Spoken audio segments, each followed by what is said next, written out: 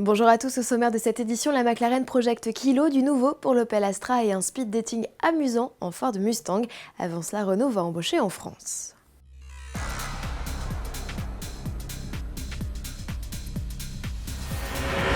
Bonne nouvelle, Renault va recruter 1000 CDI en France au cours de l'année 2015. On recherche des ouvriers, des techniciens, des ingénieurs et des cadres. Cette campagne de recrutement répartie pour moitié dans les usines va permettre à Renault de répondre au regain d'activité et à l'avenir de concrétiser ses projets comme le véhicule autonome et connecté ou encore les énergies alternatives. Parallèlement, 1000 contrats d'apprentissage seront signés. Avis aux intéressés, vos candidatures sont à déposer à l'adresse ci-dessous.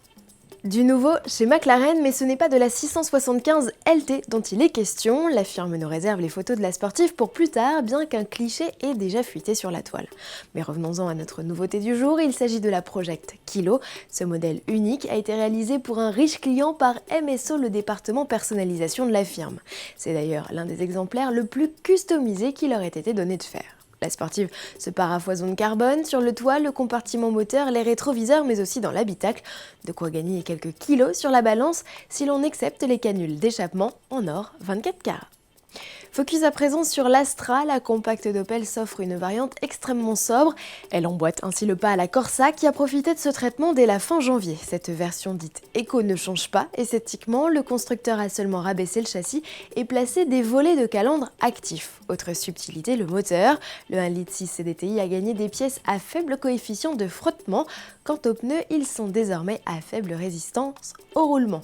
Bilan, le bloc de 110 chevaux ne perd rien de ses performances, mais voit sa conso chuter de 3,7 à 3,6 litres au 100 et ses émissions de CO2 tomber à 94 grammes contre 97 auparavant. De quoi donc en faire la plus sobre de la gamme, des évolutions dont profite également le 1,6 litre CDTI 136 chevaux.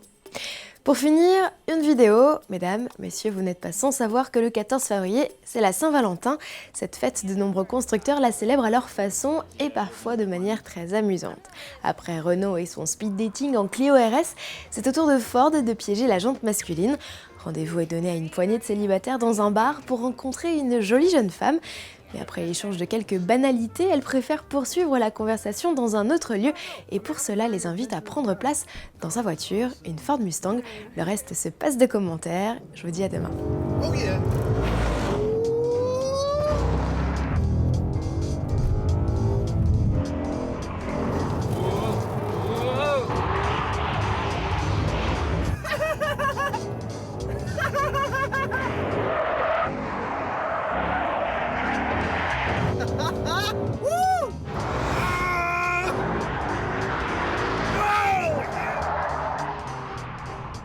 You just whipped the shit out of this car. I'm a professional stunt driver.